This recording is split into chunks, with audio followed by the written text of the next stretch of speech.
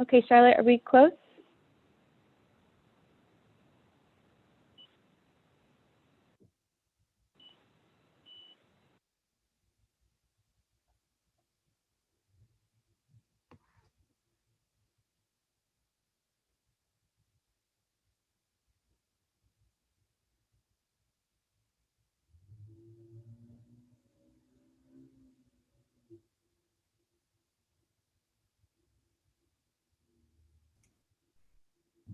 Okay, everybody, we're live.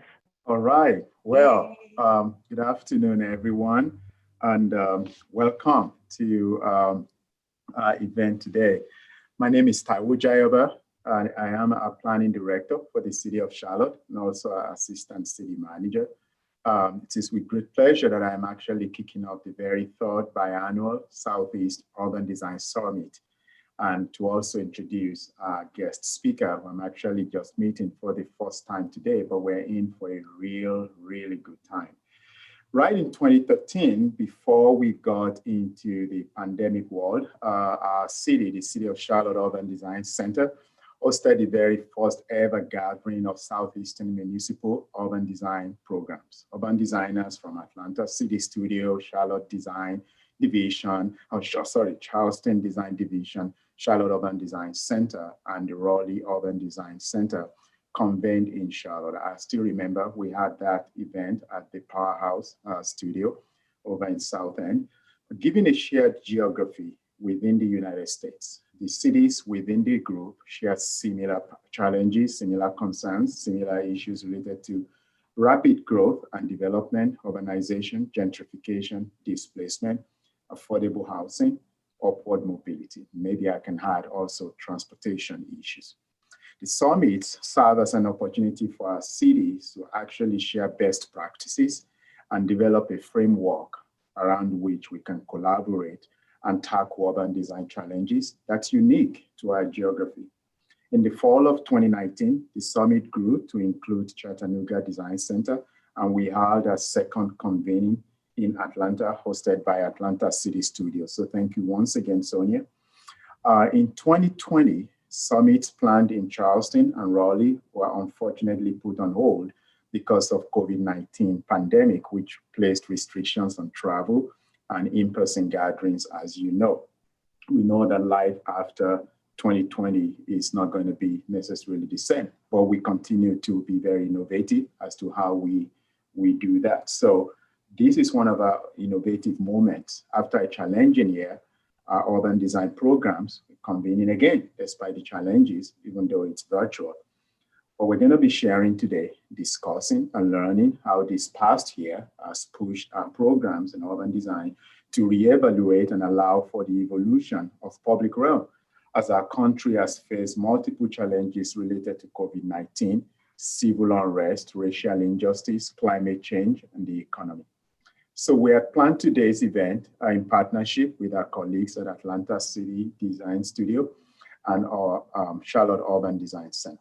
So I really want to give a shout out again to our colleagues from Atlanta for introducing us to our guest speaker, Kristen Jeffers, to be with us today. So I am going to be introducing her. I have the distinct pleasure of introducing Kristen Jeffers, who, yes, even though she lives in DC, was actually born in Greensboro, our own North Carolina. Yes, so we're proud that you are from North Carolina. The only child of two parents who instilled in her the value of storytelling. That's so important, especially in the times that we're in. Well-made objects and a sense of place. Over a decade ago, Kristen created the Black Urbanist, a multimedia platform that highlights Black Queer Feminist Urban Design, planning and practice. And 5 years ago, in our very first year of living outside of North Carolina, itching to honor the textile history of her hometown and to have something to do as she adjusted to life on the road, she started Kristpattern, a surface pattern and yarn pattern venture. She has lectured all over the United States. She and I were actually just talking briefly before we started about how she's played a role in the comprehensive planning process in Greensboro. So she's lectured all over the United States and Canada on sustainable and inclusive urban design. She's been featured and has contributed to several major daily and weekly newspapers, NPR affiliate stations, almost every urban planning, landscape architecture, or architecture trade publication. And she would love to have you pop in on a lesson at our online Black Queer Feminist Urban Studio, or follow along as she creates designs you can carry with you no matter what, wherever you are. So you can connect with Kristen either at Kristpattern, Kristpattern, and I'll put that in the chat box, or at Black Urbanist. So welcome, Kristen. Happy to have you here. So definitely we are looking forward to what you have to share with us today. So please go for it. Awesome. Thank you all so much. Let me, I'm going to go ahead and do the screen share. Thank you for the beautiful introduction. You're going to get to know so much more about all these things. Let me go into presenter mode here. Welcome to this is a semi-pandemic edition of this presentation, this evolving and resilient, since this is our theme today, being evolving and resilient Southern cities. Black Southern Queer Millennial Femme Urbanist. Some of you who've seen me speak over the last couple of years, a lot of this will be familiar, but thanks, courtesy of my brand new MacBook, some pictures and some memories are going to be here that are different and new, but all of this will be relatable. And so, years ago, this will be how I start. And this is how it started, looking straight at Greensboro, wondering, wishing, hoping, dreaming. I took this picture in 2012. And then when I moved to Kansas City, I had another moment of wanting, wishing, dreaming. And I was doing that now in the Midwest. And then at this point, I had been to Canada for the first time and all over. And then this is me and my resilience right now. On the left, I'm here in DC. This is pre events, all of the events, and then this is just last week on my trail walk. So I wanted to kind of show three opening screens here, and we'll put the information to follow me back at the very end. I put another slide for that. So let's just get started. So I've had a pretty typical Southern childhood in Greensboro. This is trike number 1, trike number 2. At age 3, that was 18 months the first time. And this is age 3. And then this is trike number 3 attached to a set of training wheels at the age of 6. As mentioned in the introduction, I've been very privileged in a lot of ways. Even though I have the intersections that I have, I did have 2 parents. I grew up, they were together most of my childhood and then co-parented me the remaining of my childhood. I grew up, this is literally the street that my mom lives on right now. Not the same street or the same backyard. Her house is conveniently out of view because I'm not just going to put her house on there. I don't want you showing up, but definitely a typical wide lane.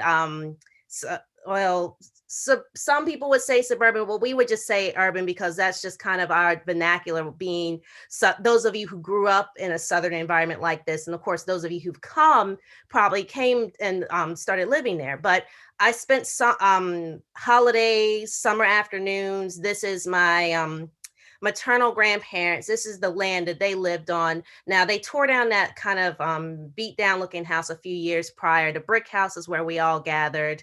And unfortunately, my grandmother just passed on, but I'm here honoring her legacy and our legacy of our family as I think about these things. And then when I went to this is from grad school. This is College Avenue at UNCG, but of course the NC State that I started out at was very much like this. This was still, even though I born and raised and maneuvering around Greensboro, this was the college I went to. And for those of you who moving to Atlanta, moving to Charlotte, even moving to Chattanooga, moving to Raleigh was a big deal. Moving to the big cities, even this felt urban for those of us who were either fairly sheltered or more in tune to living somewhere like where I would go visit my grandparents. But I always have adored my skyline. Now, I was born in 85, so it did not look quite like this, and definitely not the building, the Signature Place building. It looked very different. Same with what's now, I'm not even sure what they actually technically call the building where Lincoln Financial lives now, because obviously it had a different name when I was born. Same with the building that Wells Fargo inhabits. It had a different name. And back when I was born, you could not go right onto the tracks here.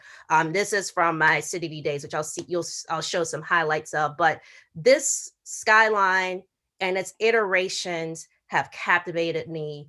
And part of it was, my dad had me on all those trikes. My mom started me doing all the stitching, and we were doing a lot of moving around. And it was a joke when we would go out to the family farm and I would have to get back home. I had this just always driven me. So from the time I was young, I knew I was going to do something like this, but all those wonderful downtown festivals. Those of you of a certain age will also remember City Stage. And I know that there were city stages in several other Southern cities. This was something we did. Of course, now a child that of my age, that then the child now would know the Folk Festival, of course, when Outside opens again. Fun Fourth is still very much vibrant and happening. And of course, so many other festivals, special events, things that we do.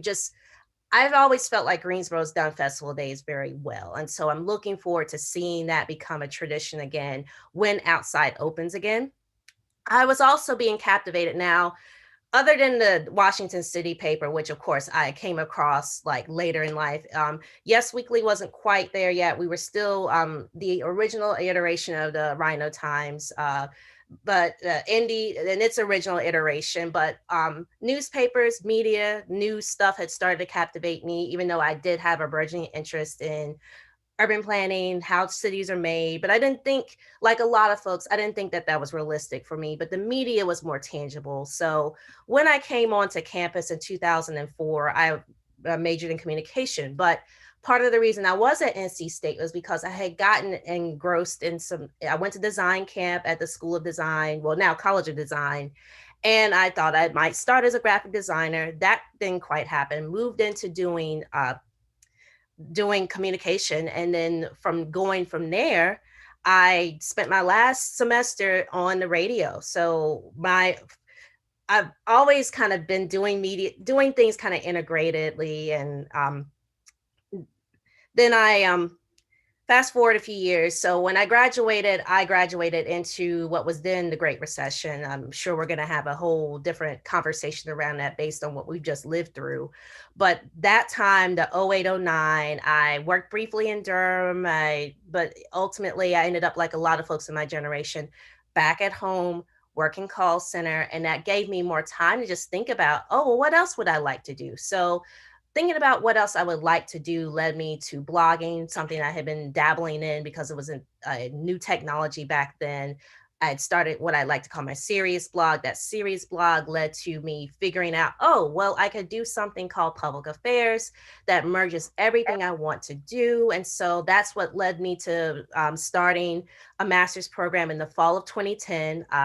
Literally, gosh, 10 years ago this year, this academic year. And then countering this textbook, which when I opened it up, I did not see anything. Now, I won't say that I didn't see anything that looked like me. Obviously, the cover, there are people that look like me on this cover. But to me, the book did not touch on specifically the Southern experience, even the uniqueness of the Black experience in cities. Yes, we had things about the Great Migration and all those things we've learned about. But this is 10 years ago. There were a lot of books, key urban planning and urban policy texts that were not out there. This wasn't necessarily dinner table conversation the way that Color of Law and Warmth of Other Suns and some of those other books have become. And so I said, okay, this is a problem. In my millennialness and in having just done a lot of other things in addition to being on the radio at NC State over the 3.5 years I was there. And as you've noticed by now, I've always kind of been on the move and felt like I needed to be on the move. So that's where the Black Urbanist was born. Now, this was not my original site banner. This was probably 5 years in. Obviously, I didn't just magically move to Kansas City when I had this idea.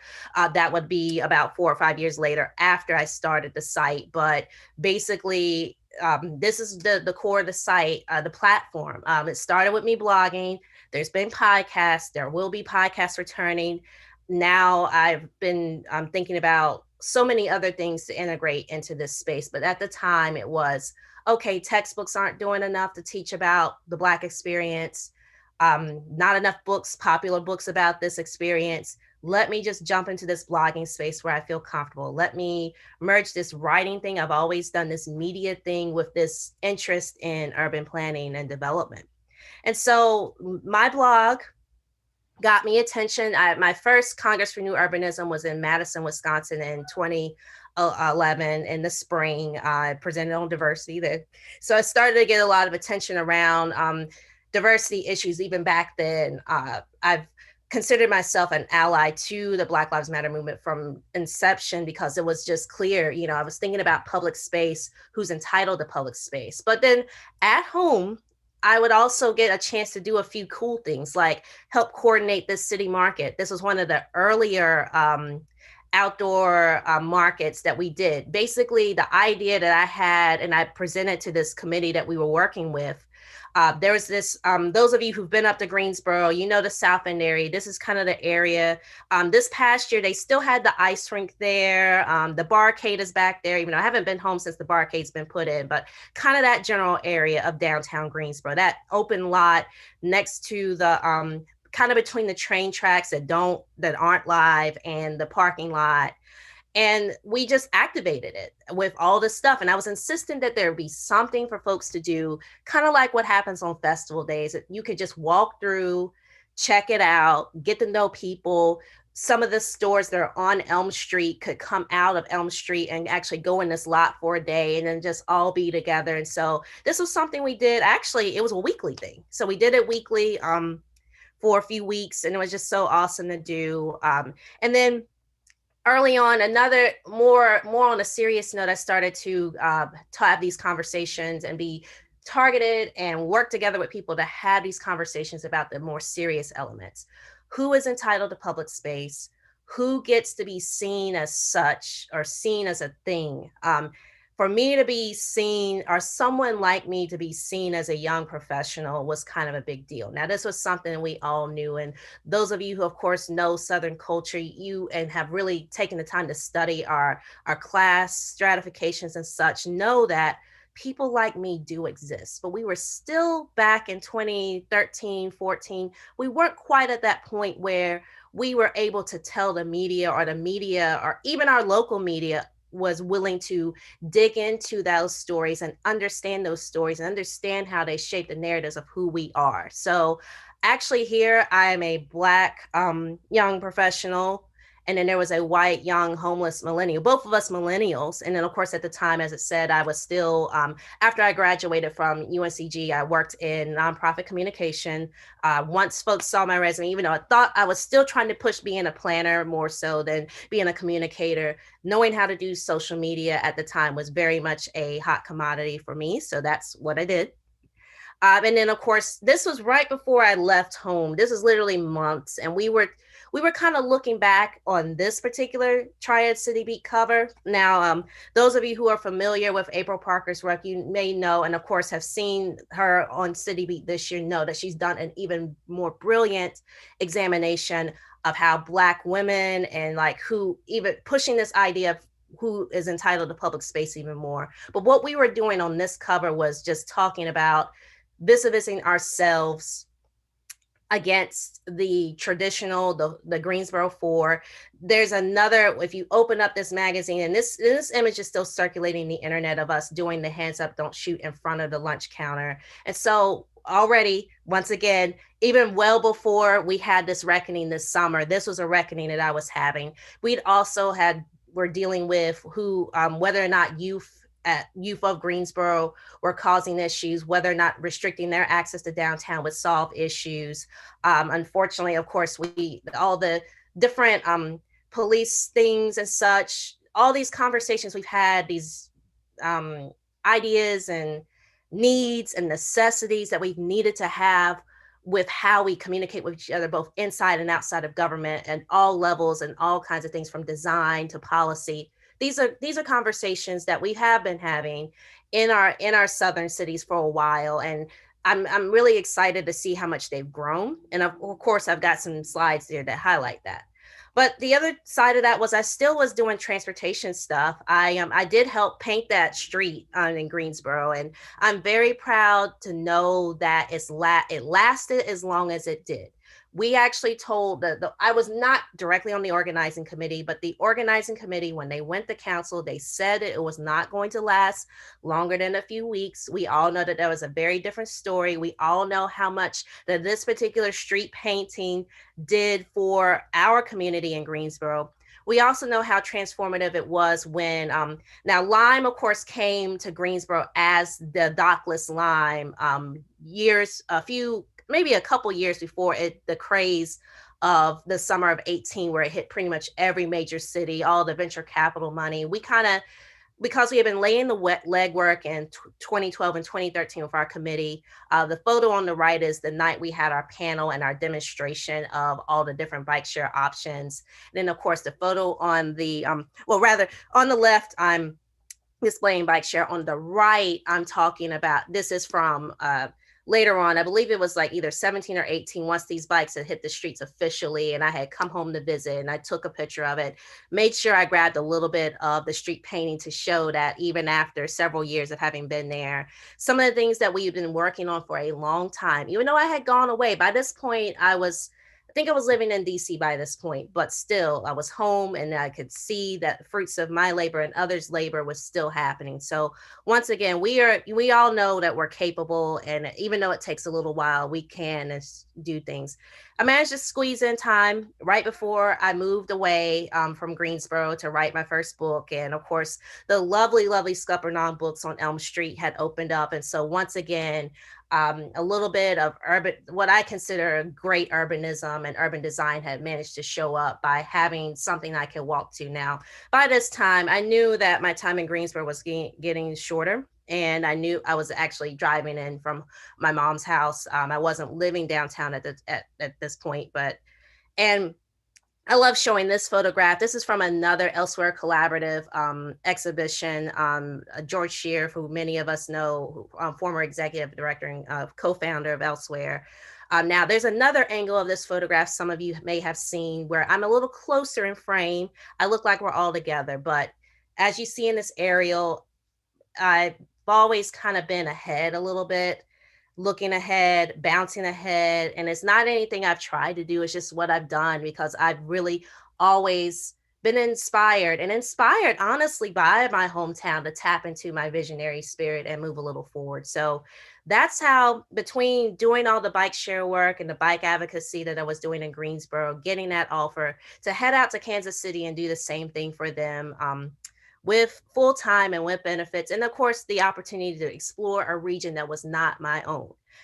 I definitely felt like, I know this kind of gets back to when I started the slides earlier, just having the different slides and the different presentations and what parts of myself I bring to different presentations. So I felt like being here was going to help me have a different perspective, and it did. So this is in the River Market District, which is always an open air market. So whereas we kind of had to squeeze the open air market in at home in Greensboro, this was always there. We just, I would just come out there if I wanted to put up a table or something was happening, but something was always happening at the River Market. This was this was a special Saturday flea market, but there was always a portion of this market open. So those of you who are used to the Piedmont Triad Farmers Market, and some of the rest of you all who have, of course, in Raleigh, the State Farmers Market, and the food halls in Atlanta, some of you all have now started to incorporate these everyday, all day markets. But at the time, we were still kind of getting ourselves there with everyday, all day open air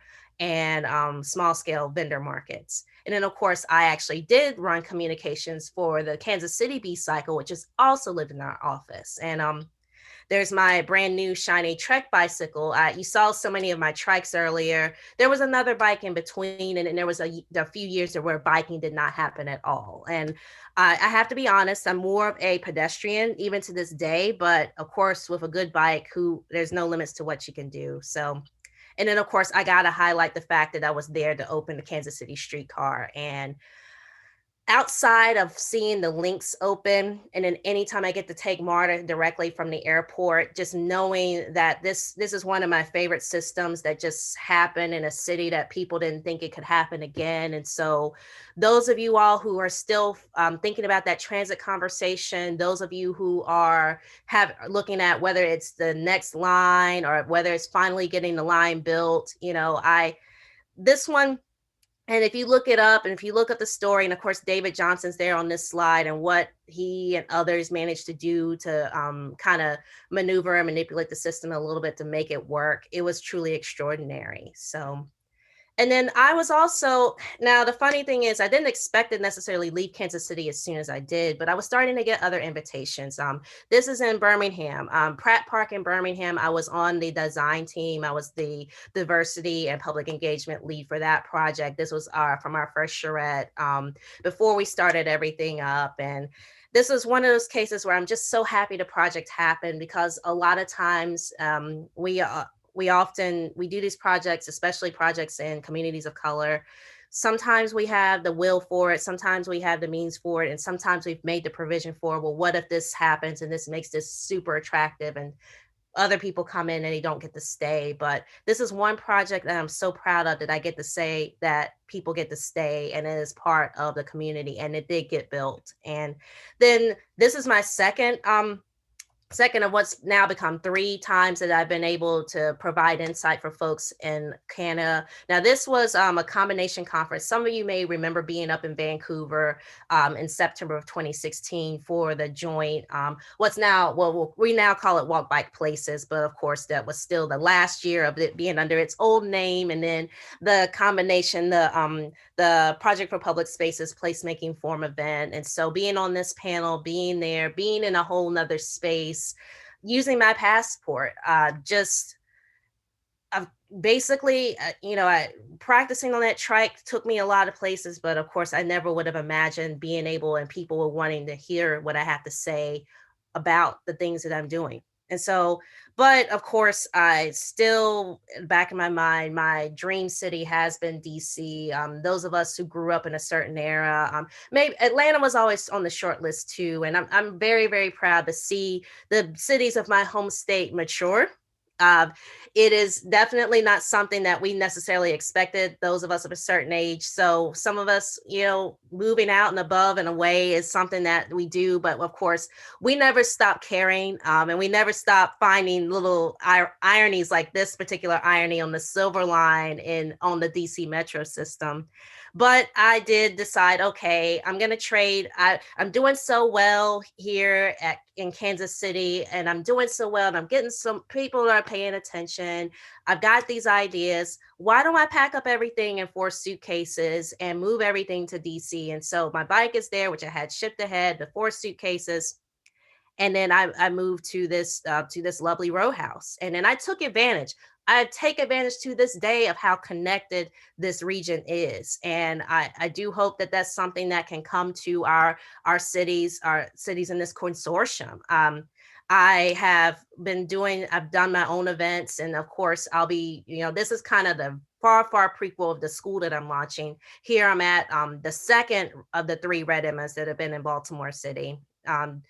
Of course, enjoying the Baltimore subway, which does exist. If you haven't had a chance to, definitely take a chance when the next time you get to Baltimore and ride the subway and check it out. It's there's some unique elements that are just as unique and fun in its system as it is in the DC system. And then, of course, when the e-bikes hit the streets, I was just delighted. This was actually a special jump e-bike party. Being able to, I think I took this picture at 9:30 at night. It looks a little brighter than normal. It's an unseasonably warm February day. And here I am on an e-bike riding a few of the streets, very busy streets, not far from my house at the time. And then as I've been building this part of my business, it's been important for me to have a degree of editorial and research independence. And so sometimes it's meant that I've, picked up odd jobs here and there, even after I came to DC. So this is me at the coffee house, and I've done bike tours, and you may have seen me doing both at some point. also fell in love here in DC. And so that's been another thing that's kept me here. Les, my partner, is amazing. She's a veteran of transportation advocacy, is doing some wonderful healthcare advocacy. And if you follow me in my work, you'll learn even more about that. And then I had sold my car. When I did the whole 4 suitcases thing, I had sold my car and I said, I was not driving again. I'm going somewhere. I won't need it. Don't want to do it. But I realized, of course, the convenience of being able to get in my vehicle at any hour of the night and being able to come home, which is on the left. That's this lovely little bed and breakfast from the time I did come back to Greensboro and help with that comp plan. They put me up there. And so I was able to drive our car there. And then, of course, there are so many, those of you who are familiar with the DC suburbs, and of course, those of you in Atlanta probably, and even Charlotte too, kind of have this experience where there's one box store that's more of your favorite than another, and it's just that convenience. But literally, this is the smallest, most gas sipping car I could find. And the day that I say I could go electric, I'm probably going to go there too. Oh, and the bikes go right in the back as well. And then, of course, I mentioned my craft venture. That's also kind of helped me kind of make sense of everything over the years. And it's also affected where I want to plant roots. Something I've really gotten passionate about during pandemic is thinking about where do we shop for things? Where do we get those of us who make things? Where is our supply chains? Where is all that happening? So yeah, all this crafty stuff that I've been doing. Of course, shout out to Neighborhood Fiber of Baltimore, Black-owned fiber spot that I've really been enamored with. And then, of course, those of you who are really, really interested in buying my Spoonflower stuff, there's some of it that is a pattern inspired by one of my trips to the Transportation Review Board. So literally this time, maybe about 5 years ago, I decided I'm going to make this surface pattern. And then, of course, school's always in session. Wanted to throw that in there. And until we can all meet again in person and not just in fuzzy, cute little planes, but in the meantime, I will give my fuzzy Southwest plane a hug for everyone as we figure out what we're going to do. So I shared a lot of my own resiliency, and I'm going to go through quickly kind of the greater sort of environment. So we all of us in this consortium had this story of this farmland at a prime interstate or state or US highway interchange that magically becomes a mall. Now, this is the Carolina Circle Mall. All my Greensboro folks, North Carolina folks who've been through Greensboro of a certain age, you've been in here. And this is what it looked like when I was at my peak of going in here. I got some of these photographs came from Retro Junk. Unfortunately, some of the quality is not there. But when I found this image online, I was like, I got to put this in here because I want people to remember that this era existed, and we did. It was a meaningful point. And for a lot of us who are Southerners, and this was urbanization for us. Urbanization was the farm all of a sudden becomes a city in a box. And then this carousel was a hit.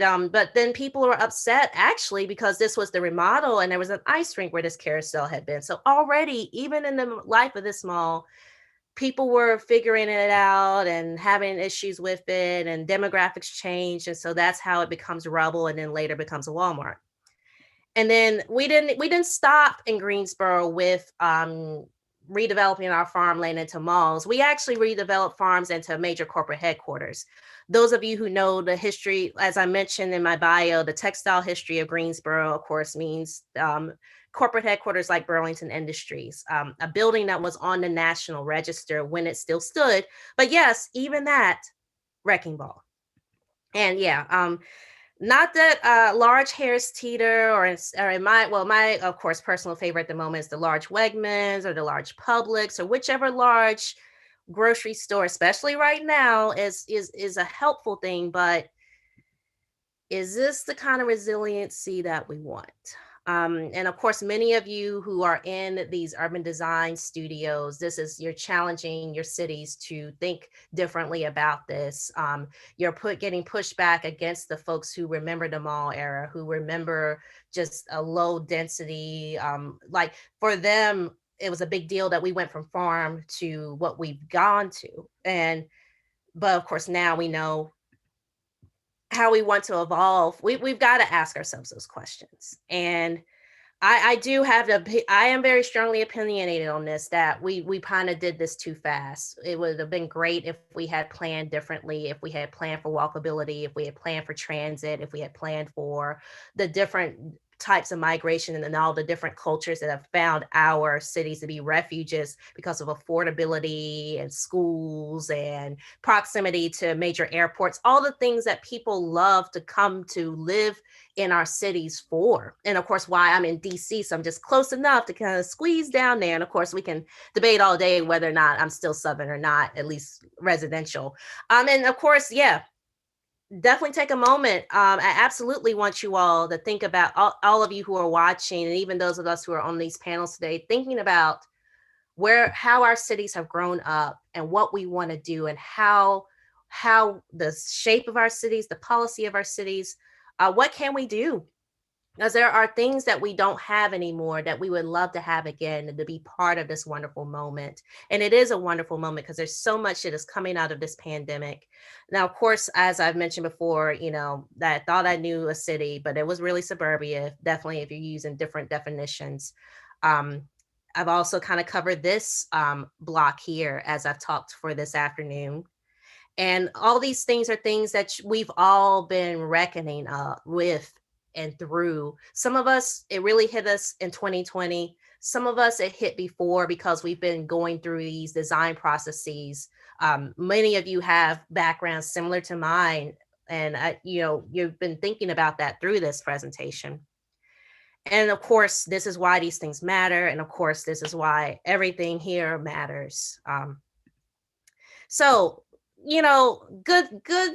A way to end this on a good point is that we've done some adaptive reuse. I know many of you are excited. The next Retrofitting Suburbia book has just hit the streets. I have the review copy. I'm really excited and looking forward to talking more with June and Ellen about that. And this is one case in Greensboro where the Sears still exists because Whole Foods is in there. And this was pre-Amazon purchase Whole Foods. So many of your cities, and some of you have coordinated this kind of change in your cities so that adaptive reuse is happening at your legacy suburban shopping centers, at your mall properties, even in your downtowns. You're getting more and more creative. And I know there's been downtown grocery in Charlotte for several years. I think I heard recently that y'all in Raleigh are getting that Harris Teeter downtown, or one of the majors is coming downtown. So all these changes of adaptive reuse are happening.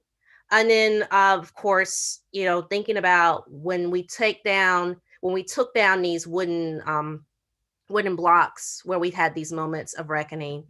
And of course, these beautiful moments. And I really love what you all did in Charlotte of definitely listening to communities and incorporating all these different artists and incorporating all this diversity of Black life just in the photograph. And I know many of you who are also on this summit, watching this summit, have done things like this and done your own version.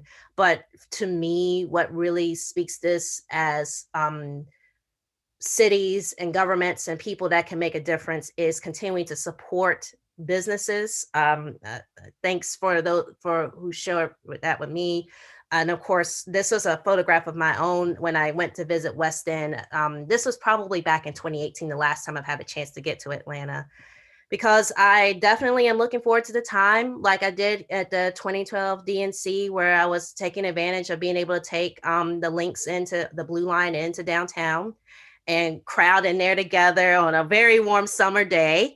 And of course, being able to come back to Ebricks in Atlanta and visit friends. And of course, go back across the bridge in Chattanooga and all return to Raleigh again and go back to campus and having all this nostalgia. I can't wait. And I know we all can't wait till we can do what we were doing again. But there's so much that we do need to do. And one of the images I want to leave you with is that it's okay if you have the conversations, the noises there, the vibrancy, everything. It's okay that we're sorting through and we're rectifying. And yes, people are demanding things that they haven't had. We can do this work, and we can be loud and be peaceful. We can be at peace and have better things and have justice. And so what do we want to do, folks? Will we keep up the pace? Or even better, will we even do more and become even more of a shining jewel as we are as Southerners? So That's me. Thank you all so much for the time to present here. And I do believe we have some time for questions. So I'm going to stop my screen share and go back to the presentation. Wow, that's a lot. That's a lot to take in, but very exciting. And I saw in some of your slides a couple of my friends, David Johnson, Yes. Tondarian from Vancouver. That's awesome. You definitely have traveled to so many places. So let me throw the first question at you. I have two that came in, but let me throw one at you that I was thinking of while you were presenting. You used the phrase when you were talking about DC, you said taking advantage of how connected the DC region is. I like that phrase. Now that you've traveled, you've been to Kansas City, you've been to Vancouver, you've been in DC, you've been to Baltimore, and traveled all over the place. So how important is a well-connected region to people of color and low-income people, especially for them to be able to access amenities, housing, jobs? How important is that? Is a linchpin.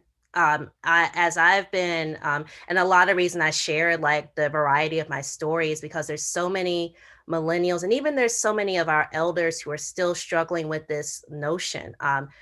Where our doors are now open in ways that they've been before, but it's been so much easier to stay connected like intellectually when I know that I can get on Metro and go and take and get to a library on Metro, or it's a walk instead of if I was still, and I will say this, right before I left Greensboro, I went through a depression, and that's something I do deal with, and so many folks do, and we're going to probably see more of that during and after this pandemic of not being able to get to things. And so here in DC, there's right to shelter.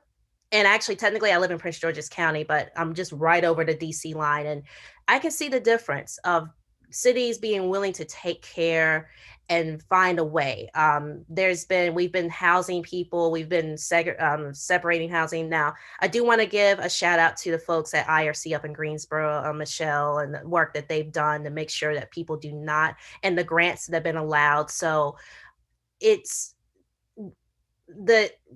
I've lived in that fear, especially in my adult life, of having my whole platform, all this travel and everything, just have it being shut down because, oh, I might get evicted, or, oh, I might not be able to afford my Metro fare. And think about the folks who don't have the class privileges, who don't have a platform, who just need a leg up, need that opportunity to get a new job, or, go to a university. And if the university is closest to your house does not offer the program that you need, being able to get there. And of course, our wonderful, I'm going to give a shout out to my wonderful community college system in North Carolina. Of course, and then of course here where the Baltimore region is known for health equity, and there's all these schools that are connected. So if we're going into this knowledge economy, yeah, absolutely, we need to get people to there. And if we're going to be serious about dismantling ableism and classism, then we need to be there for people to do that. And so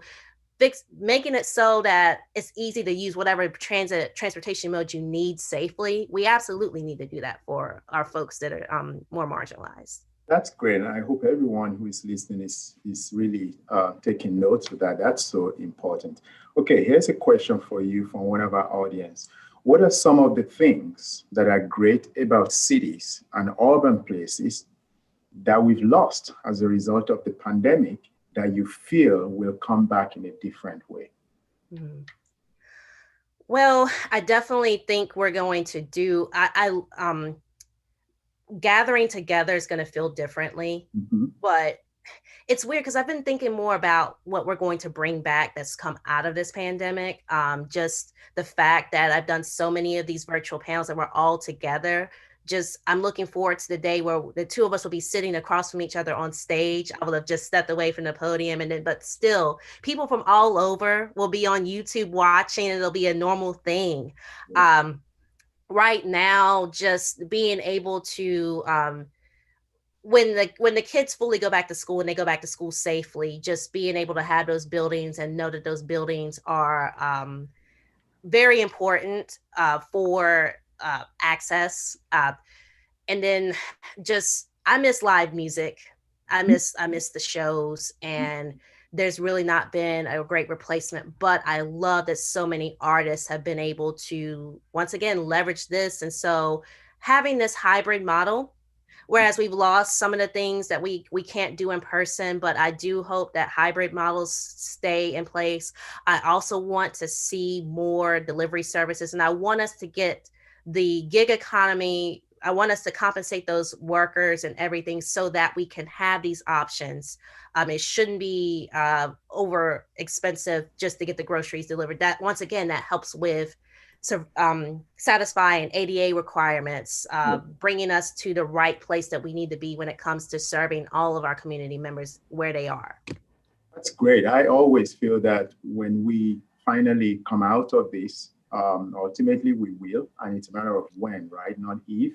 Yeah. That people are going to be thirsty for some things that we've always done but took for granted. And so people are just going to want to call out, like you said, gathering places, playing music, just being able to have fun with other human beings around you without having to do it virtually. But I think the virtual thing will probably continue to be part of our lives, but at least it can enhance it rather than separate, you know, the interaction. So connected to that is another question that during this time that we're in the middle of this work that we're doing as urban designers and urban enthusiasts, what should we maintain our focus on? Because we definitely can afford to lose focus, right?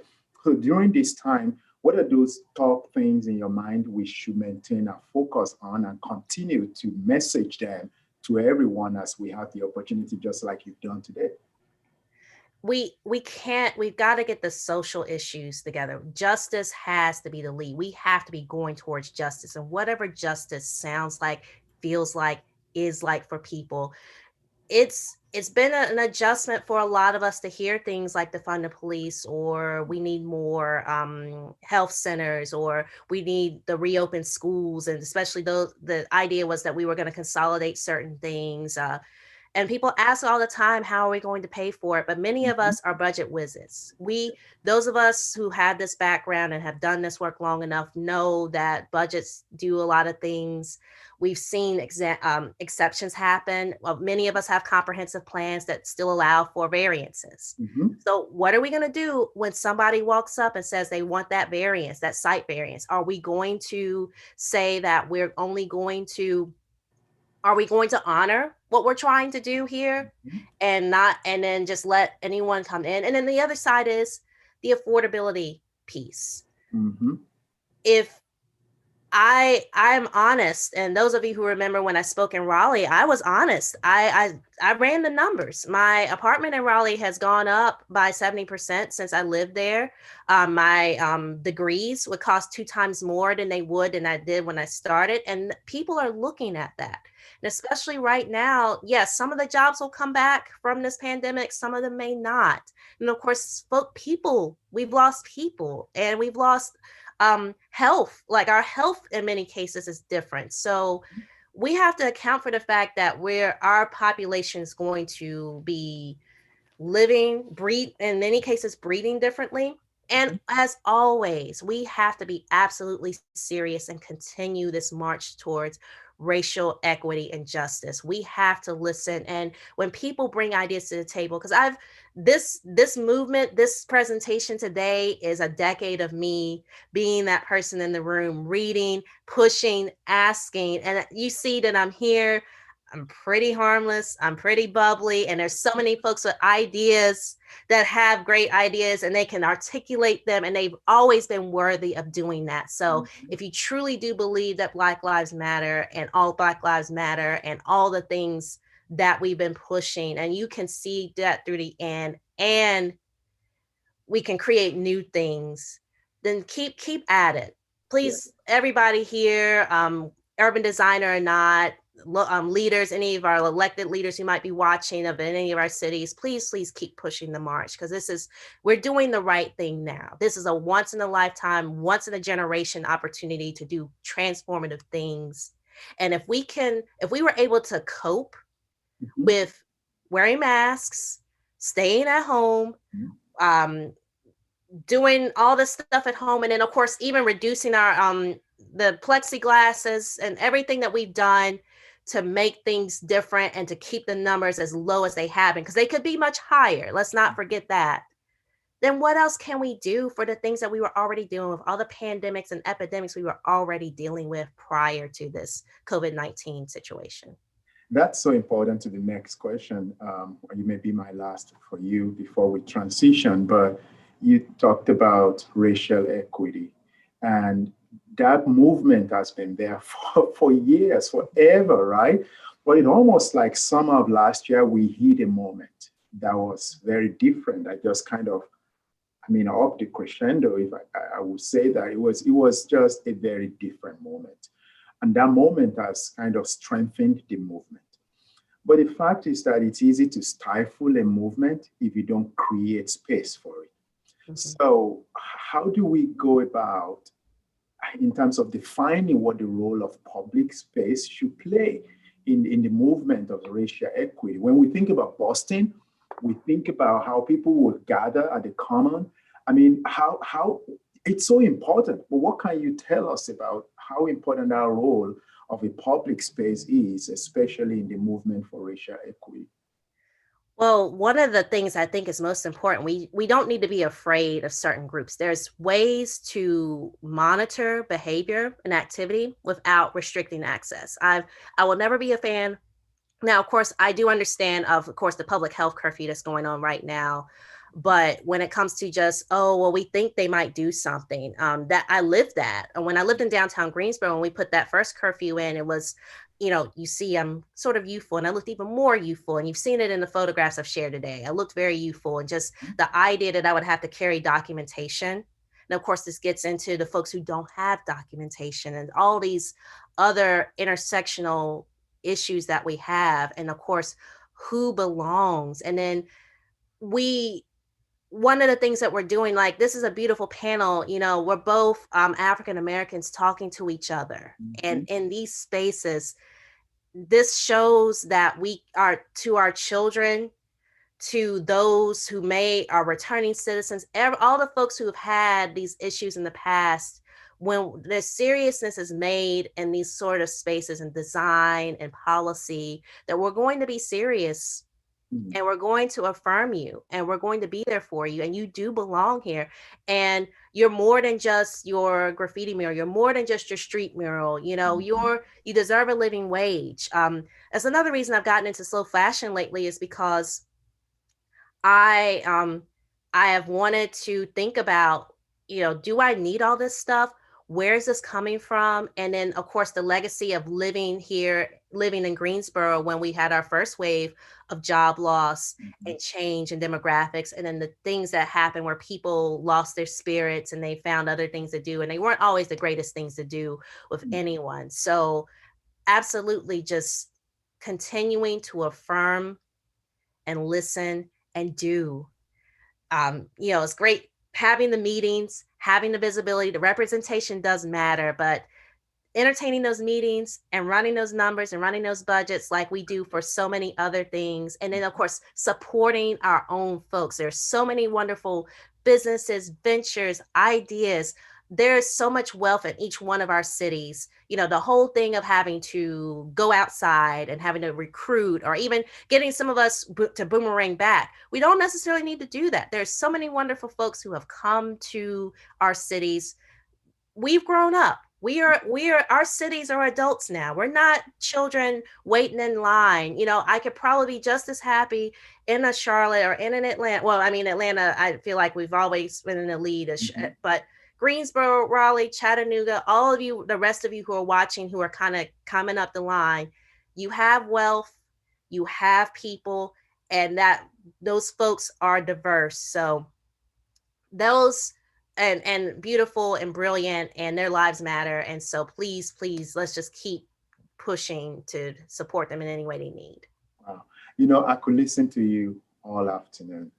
Your storytelling ability is incredible. And that's really what we need as urban designer, not just the graphics and how we design some of these things, but also how we communicate them. So in 1 minute, I'd like you to help us in Charlotte, Charlotte Urban Design. We're going to start our own blog shortly. And obviously, we know you know a lot about these things. So what tricks can you share with us to make it successful and to build our brand in 1 minute? Just look to your youth, especially your Black and brown youth, and hire them. Do make what the beauty that you have on that street will be in that blog too. So just look to them, and then it'll just expand out, because the kids are going to be all right, and they are very digitally connected, even more so than me. So just started the TikTok the other day, so I'm excited about that whole prospect. And this is somebody who was leading the way with Facebook and Twitter. So. Wow, that's great. Well, so you heard our blog will be coming out, and we're going to make it as vibrant and as reflective of our community's makeup as much as possible. You know, I cannot thank you enough. You've really enlightened our world. You've expanded our world and given us a whole lot. And I know that if we gave you another hour, you probably will have a lot more to share. And so this isn't the last time. I definitely will make sure that I'm reaching out to you to invite you for future events here in the Charlotte area. So thank you once again. So please help me thank Kristen for being with us today and sharing with us. Thank you once again. We're going to take a 5-minute break, and then we will come back at exactly 5 o'clock for our next set of panel speakers. Thank you. Thank you so much. Welcome.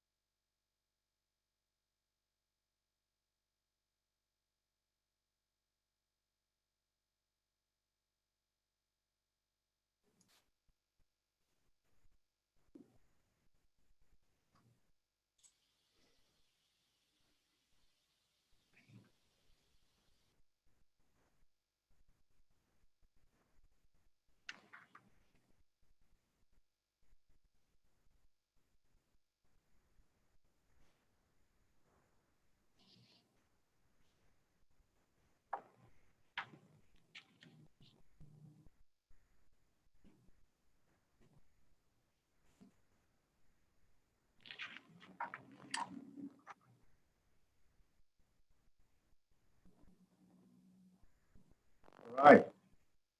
Well, good to see friendly faces. Hi, Joe. How are you?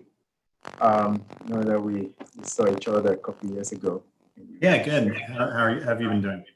Yeah, good to see you. Janidi, it's good to see you. It's been a while. Can't hear you. Turn on your mic, please. I mean, you're on mute. I'm sorry. I keep forgetting to unmute. You would think that I'd know that by now. It's so good but it's good to see you. Been a long time. It's been a while. Thank you. It's good to see you. And Monica, of course, it's good to see you.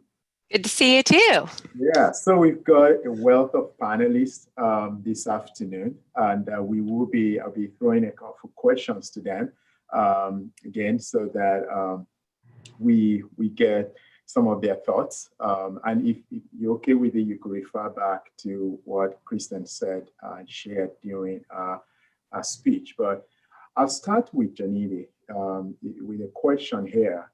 As you know, and I think we mentioned this earlier on, that 2020 was definitely filled with challenges for cities. And Atlanta is definitely not immune to them. So for those of us watching, Janidi City Fall is the Deputy Commissioner for the City of Atlanta Department of City Planning.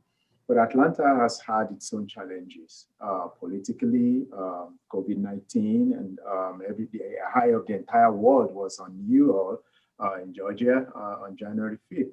But we do know that you've also played a major role in how you've responded, your city has responded to this. The COVID-19 has forced people to isolate from one another. People have gone for walks more than before. They went out to eat less. Families and businesses have experienced both health and economic hardships. So if you could share with us in Atlanta, what challenges did you face and how did you use innovation, specific challenges, and how did you use innovation opportunity to address them? Well, good evening, everybody. And first of all, thank you all so much for inviting me to participate on the panel. As Tyrell said, I am the Deputy Commissioner for City Planning. And I have to agree, this is definitely unprecedented, not just for Atlanta, but for the entire world. And I think the first challenge was just figuring out, after we shut down City Hall very early in the pandemic, how are we going to get our employees to be able to work? That was the first challenge. So we went about procuring laptops and equipment for all of our staff.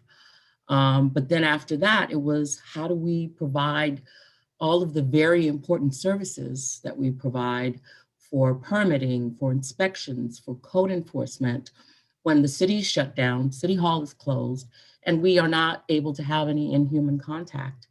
So that meant transitioning all of our processes, building permits, plan reviews, to electronic processes.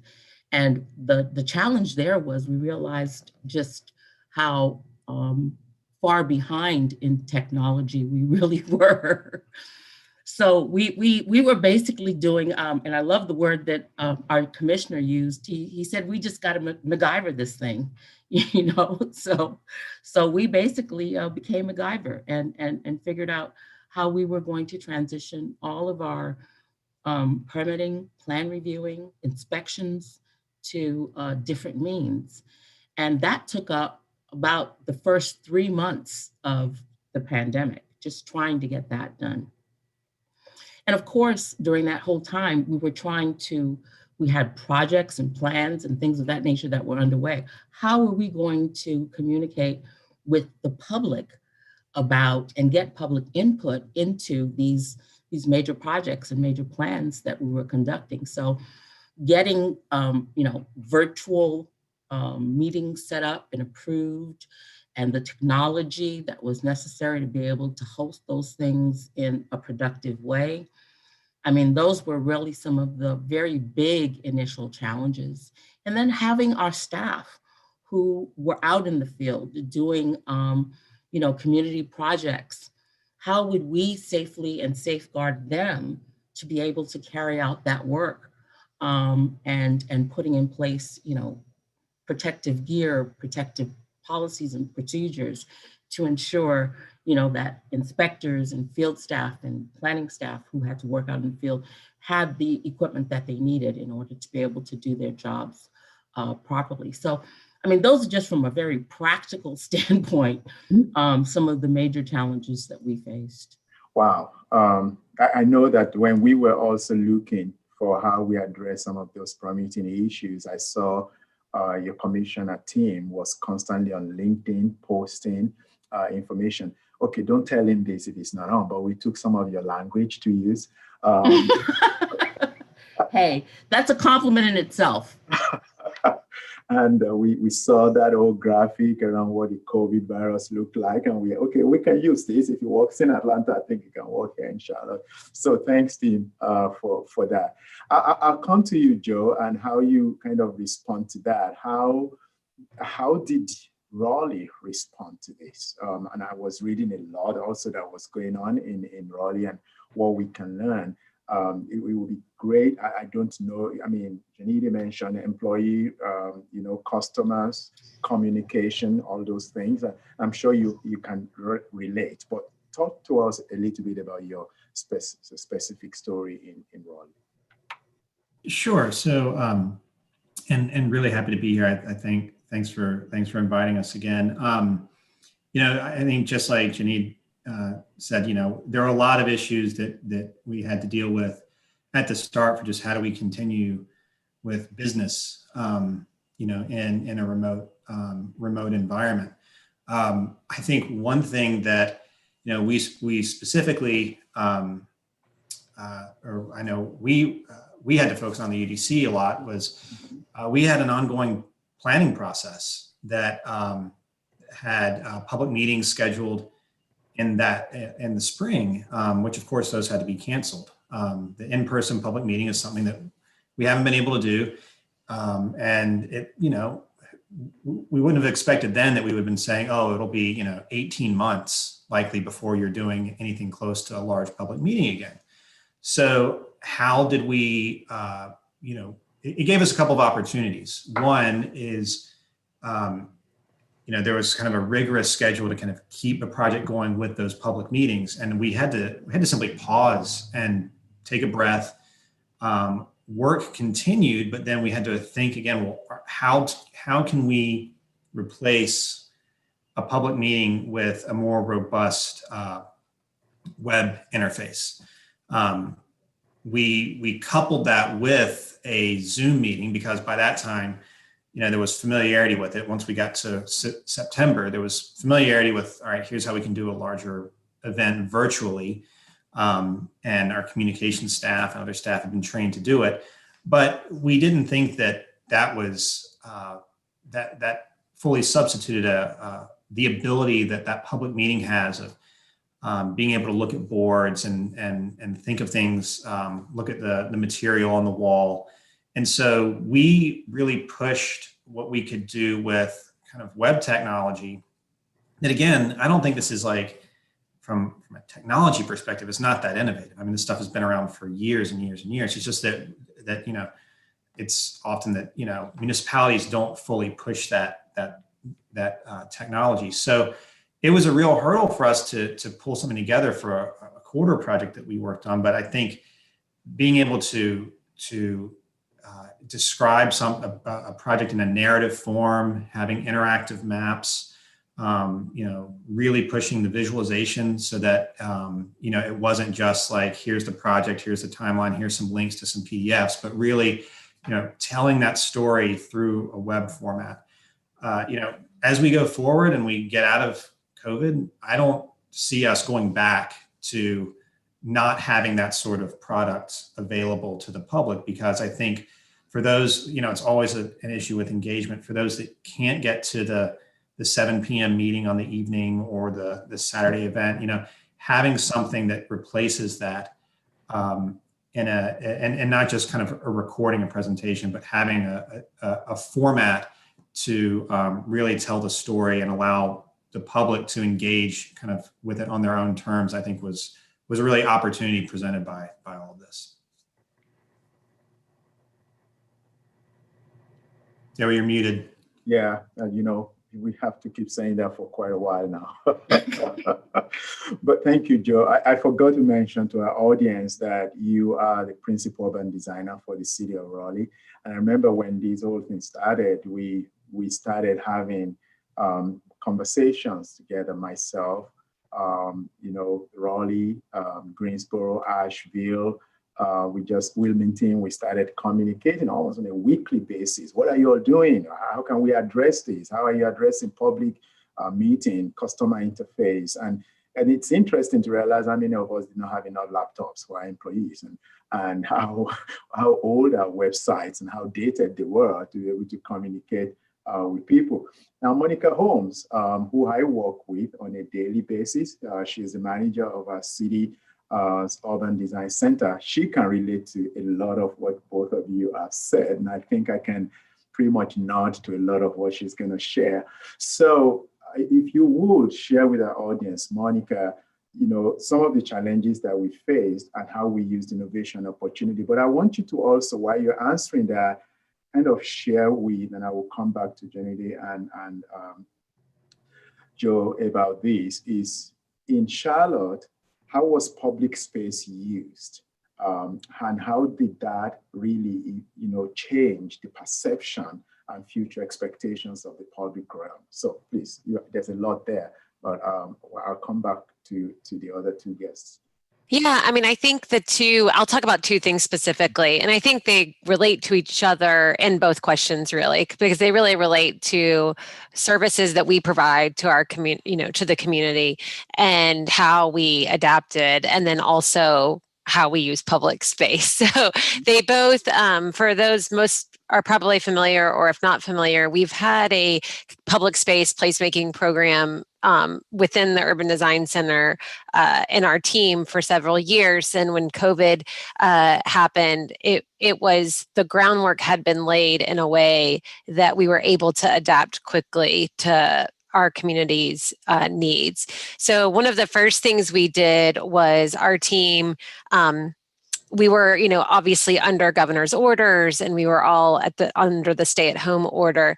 And we realized with probably a couple weeks to go that was going to be ending. And so our team quickly saw an opportunity to pivot and put together a resource for our businesses and how they could use the public realm to expand their footprint. So without even kind of knowing what the parameters were going to be from the governor, we really adapted quickly to putting together temporary outdoor dining guidelines and worked with our zoning, other members of planning staff, worked with code enforcement, with our county building services to put together a package of how people could adapt their parking lots. Because as Kristen was talking about, we are in a southern city with a lot of extra parking, and gave basically every business, every restaurant in town, the ability to convert their parking into outdoor dining, which is still going on today. And so that was something I thought that was pretty responsive. And then that quickly grew into an entire program called Street Eats that we ran through the fall. That was $400,000 that we spent from CARES funding to expand that program to 15 locations around the city, where we worked with 3 to 6 restaurants in every location to do kind of groups of that. So that's just one example of an adaptation. We're now seeing that that's not going to just last through December 30th when CARES funding ended, but we're now trying to figure out what does the springtime version of that look like on a shoestring budget, and how do we continue to promote this temporary outdoor dining program and grow it as we start to see good weather again and we start to see the need kind of come back in a stronger way. I will say I think we've all probably learned that in southern cities, people aren't as excited about eating outside in 35-degree weather as they might be in northern cities. Like, I don't think we're at the level of like New York City. We're not going to sit outside in sleeping bags just so that we can eat at a restaurant. But so that's one example. And then the second example I'll give, which we could spend, the rest of the time talking about, so I'll try to keep it as brief and to the point, is our experience with public space. And as Kristen showed the image of the Black Lives Matter mural and conversion starting through the mural, we ended up kind of in a 48-hour from project inception to installation. It was about 72 hours. And then about 72 hours after that, we realized very quickly that we had created our very first pilot pedestrian plaza in the city. Because it was so popular, the mural was, that we had to very quickly work to turn the entire block into a temporary plaza, just for safety and for public space. And then that really became the epicenter of the summer, really the heart of the Black Lives Matter movement in Charlotte. So we originally gave the artist from 9 a.m. to 7 p.m. to have their letters kind of done. We didn't tell anybody we were doing it. There was a hint on social media when the first stencils went out that it was going to happen. They were already painting at that time. I actually, just a personal story on it, I have small children who are home all the time. And so I had gone home in the afternoon of the mural to take care of them. And I went back to go help clean up paint and put it away. And when I got there, the police, the downtown police captain said to me, he said, "I don't think that we're reopening the street right now. Someone just told me that there's going to be a prayer here in 15 minutes. And I looked around and there were like 2,000 people just all on their knees, like having a moment of silence in the street. And I said, well, I guess, our plan to reopen the street at 7 o'clock doesn't look like it's going to happen exactly as we meant for it to. I think we created something maybe a little bit bigger than ourselves, which is, I think, a testament to the giving people the ability to own their own public space and have a stake of ownership in it. Really can create something special and kind of greater than you can really imagine. And there's a lot of lessons to be learned from the entire experience. But I think that was probably the first time in my career that I've seen something so quickly just transform a place on the dime. Very, very cool story. So I'll pivot to Janide and Joseph too about your respective cities. How was public space used as soon as you got into the pandemic? And did you also have your Black Lives Matter mural experience that you can share with us, or other things that you did differently? So I'll start with Janide and I'll come to Joe. Well, in Atlanta, we like in Charlotte, we had already started a placemaking program. And so it was a matter of, how with us being socially distanced, how do we begin to empower communities to continue the work as part of that placemaking program? And so one of the things that we did was develop a tactical urbanism guide that could be shared with communities that we had developed in conjunction with our Atlanta Department of Transportation to give them the tools, the guidance, and the technical details of how to do this themselves without us. And so that was one piece. Like Charlotte as well, we passed legislation to allow for on-street dining, which was happening very sporadically around in downtown and midtown areas.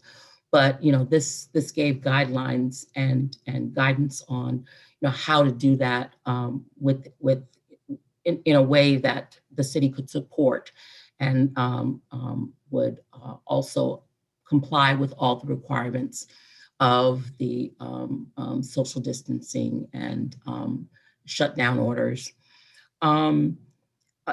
Another thing that we did, which was a little different, because we like to, in Atlanta, we like to start with kind of a thought or a mindset that can kind of feed into everything else that we do. And we started a mindset, because I don't want to call it a project, I don't want to call it an initiative, but it's really about how we think about planning, what we do as planners. And we call it planning for change. Not that change is new or change is not always happening. But because it is, how do we ensure that in every single thing that we do, we are addressing equity, racism, social injustice, not as an afterthought, but at the very forefront of every single thing that we do, how we deliver permits, how we do inspections, how we do code enforcement, how we deliver our placemaking program, how we design our streets for people and not just for traffic, how we deliver our master plans, how we do our CDP. We're in the process of developing our updating our comprehensive development plan. How do we ensure that throughout that entire process and within the product that we are being sensitive to racism and social injustice and trying to avoid repeating the practices of the past that have gotten us right into the situation that we're living in today? So we've approached it from a very high level and at a very community focused level as well. And we will continue to do those kinds of things in projects like Peachtree Street, which is like our main street. I'm sure everybody knows Peachtree Street, but it's the Peachtree Street, not one of its offshoots, which is really like the main street, the main pulse of downtown Atlanta. And we have been talking about plans for a long time to turn that into a shared street. Well, we're working right now on a demonstration project to do something very similar to what you guys have done in Charlotte, in terms of just a very small section doing a demonstration project where we will make it, taper it off for people use and less for vehicular use, and experiment with that for a few months over the summer, starting in April. So a lot of things along the same lines here. Wow, I would love to visit. I always say there's so many Peachtree Street in Atlanta. Oh, this is the Peachtree Street. Okay. Thank you. So Joe, what was the experience? What was your public realm experience, whether it was related to Black Lives Matter mural installation, or how did that go in Raleigh? I know I followed it briefly, but you probably can share a lot more insight into that. So we had some of the same sort of things. There was a mural done in the warehouse district, like Monica talked about, kind of this expansion of outdoor dining. Those things were tested, and I think we're continuing to work on that. I think from a public space and kind of a transformation of public space, I think it is nothing necessarily that we did recently, but I think we kind of saw almost like the full manifestation of the return of Fayetteville Street as this, as such a significant and hierarchical street in the city. So if those of you who aren't familiar with Raleigh, it's a planned city, similarly to Philadelphia. At the center of the grid is Union Square, where the Capitol building is located, and there are 4 axial streets, north, south, east, and west. The southern one being Fayetteville Street, which is really the main street of Raleigh. The terminus at the southern end is the Performing Arts Center. So it's anchored by these very 2 significant civic structures. I'm sorry, my dog is making noise in the background, if you can hear. But Fayetteville Street has gone through major transformations. It went from being an urban plaza, pedestrian only, from like the late 70s up to the early mid 2000s, and we opened it back up. It functions. It does everything for the city. It's kind of the heart of the city for business, where a lot of people spend Monday through Friday going to work, eating outside, a lot of outdoor dining. It's got a very active nightlife. And then often, what we missed this year was closing it off for festivals, music festivals and retail festivals, that sort of thing. But what also commonly happens on Fayetteville Street, because, we are the state capital, is the expression of, First Amendment and, and rights to assemble. And, that goes back to the Women's March or teachers' marches. But this year, You know, we saw the Reopen North Carolina protest, and we saw the Black Lives Matter protest literally within weeks of each other, you know, occupying the same space. Often they start on Fayetteville Street and they march to the Capitol. It's kind of a very kind of ceremonial sort of process, and then they'll continue north to the legislative building. What the major transformation that I see that happened is at Union Square. There was a very large Confederate monument that basically had, you know, there hadn't been the political will to have it removed. And that was the focus of many, many days, if not maybe weeks of protest to get that monument removed from Union Square. It culminated with portions of it being taken down by protesters, and then followed up with the state finally removing it officially, with also 3 other monuments that I had no idea were also on state grounds associated with the Confederacy. So we haven't had the ability to basically appreciate this space now in kind of a normal, you know, everyone can get it together and gather. But, you know, I think, and you know, recent events, it's now heavily fortified with guardrails. You know, I look forward to that space now being viewed in a very different way, because those symbols of oppression have now been removed. And now that space will have, particularly for people of color, a very different meaning. Essentially, I mean, I like what you said. Before I ask, I think we have a few more minutes for just one more question, but I like what you said. What we did not have the political will for before, all of a sudden, the moment and movement created last summer gave us some will and courage and creativity to say, we're doing this. And we did. And, you know, a lot of things that would otherwise have been impossible, sharing streets, closing some streets for some time, and removing monuments, or, you know, in this case, installing Black Lives Matter mural on Trial. Some of those things are like, a few years ago, if you had said that to someone, they would say, oh, that's never going to happen. But here we saw things changing. Let me ask if I have time for 2 more, but let's try 1 more, especially for Janidi and Joe. In Charlotte, we saw that our online meetings actually resulted in a lot more different people, diverse people started to participate in our meetings. Did Atlanta or Raleigh see more diverse numbers of people tuning into your online meetings, whether during rezoning in our cases or even council meetings than before? Can you share your experience with us?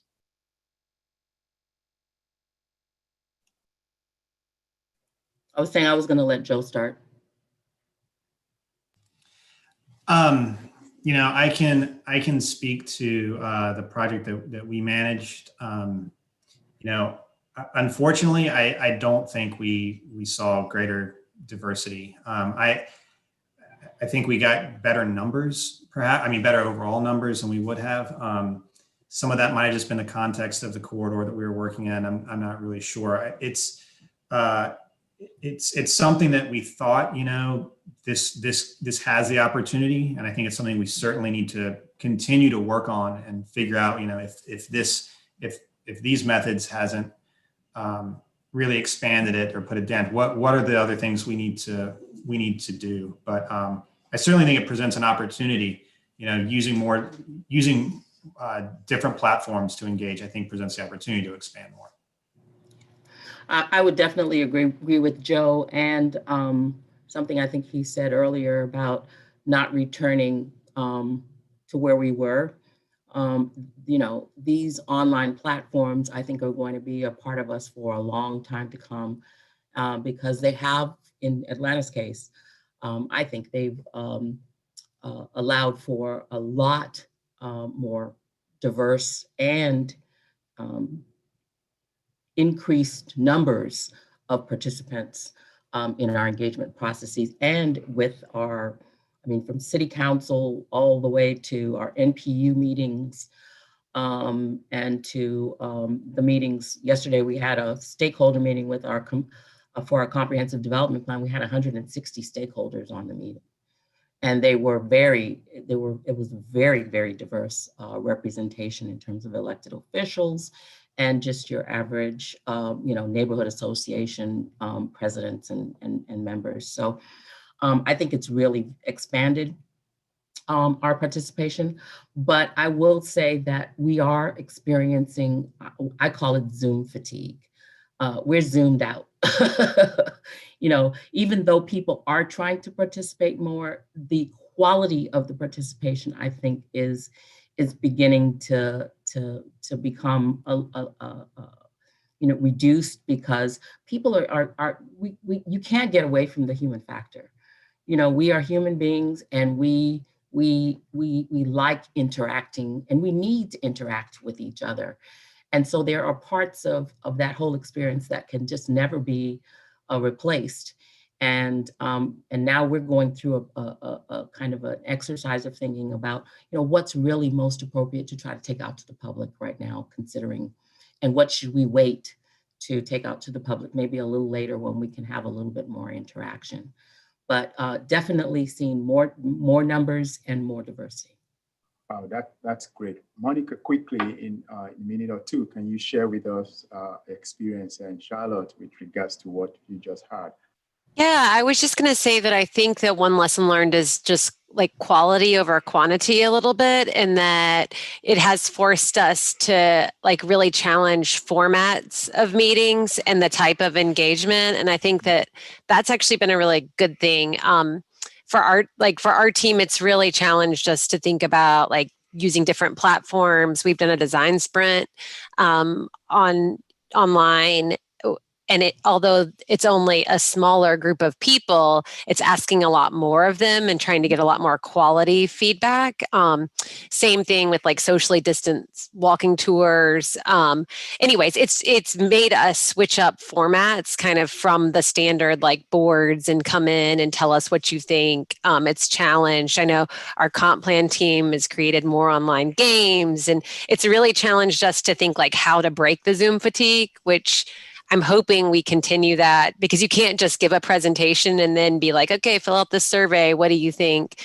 You've got to really push it for the quality. And I think we're getting better feedback in some ways because of that.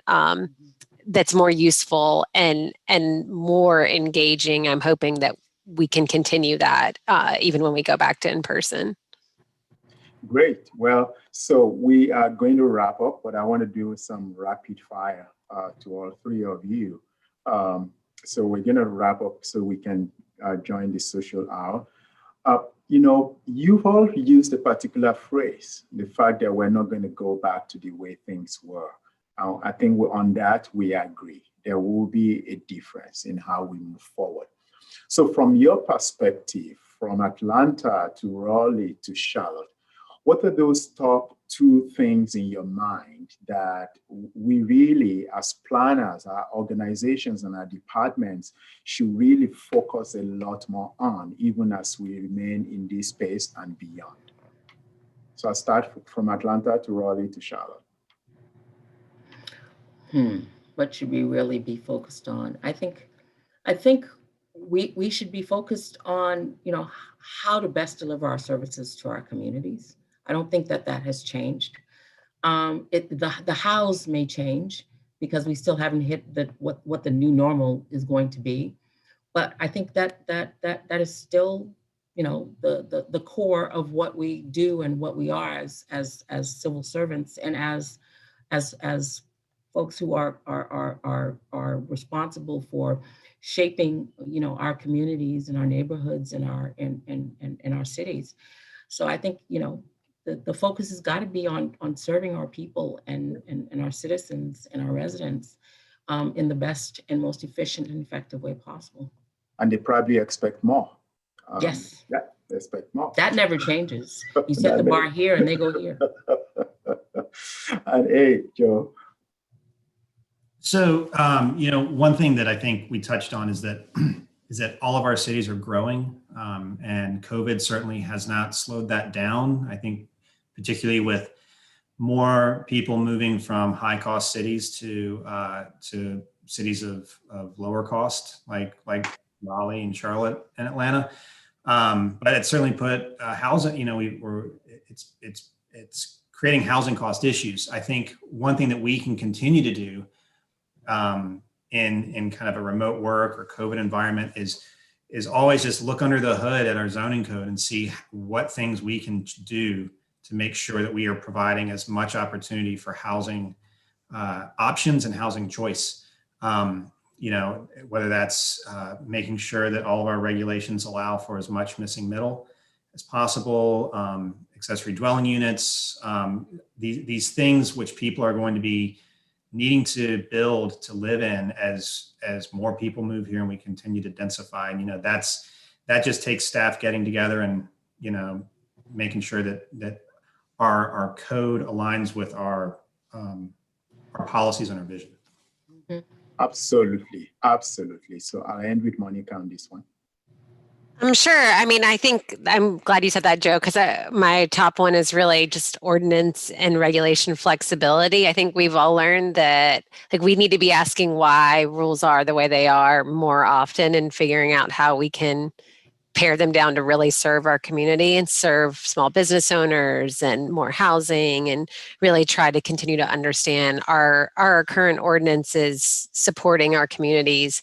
And then building on that, I would just say public space within walking distance of every person in our city is, at least personally, something I think our city needs to be hyper focused on because of coming out of COVID, just creating spaces that people can gather and build community within their own neighborhood. I think people have become more attached to where they've spent all this time, and we should really harness that and figure out how to continue building that so that people love their city and love their neighborhood and want to see it continue to grow. Well, I can't thank you enough for taking the time out of your important day to really be able to share your wealth of knowledge with us. Janity all the way from Atlanta, Joe all the way from Raleigh, and of course our own Monica Holmes here in Charlotte. Want to say thank you very much. I wish we had more time so I could ask more questions. But I think that we have an opportunity when we go into the social hour on our Wonder platform for people to be able to ask you one-on-one questions as well. So hopefully you are able to join us. For those of us who are listening, the link is in the chat box for you to click on, and the password is there for you to be able to join us. I'll turn it over to Lorna, but I will say once again, thank you very much for joining us today. We appreciate the opportunity to be able to share our experience, and definitely we're going to be here in a few months again to do the same. Thank you. So Lorna, over to you. Thank you. Thank you all. We have put the link in the YouTube chat, and we would love for you to come over and video chat with us individually or in groups at Wonder by clicking that link. As you can see in this screen share, the first question just has to do with website cookies. So you can just keep it at strictly necessary and move forward.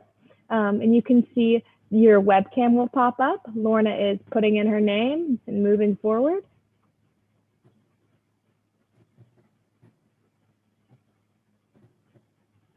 So we're going to test your microphone as well as your speakers to make sure you can hear us. And the password for this is SUDS, S-U-D-S. And we've got a question to start off our conversation. And as urban designers, we are interested in urban design in the Southeast. And here you can see Lorna is a little circle, and she's going to use her mouse to pop over into the Charlotte box, because that's where you can find any Charlotte urban designers that you'd like to talk to. If you have questions for Atlanta, you can take your little icon over to Atlanta and click them, and then you can start having a private conversation that anyone can pop in and join by walking up to your circle. We can't wait to have a little bit more of an intimate conversation on this platform. See you soon.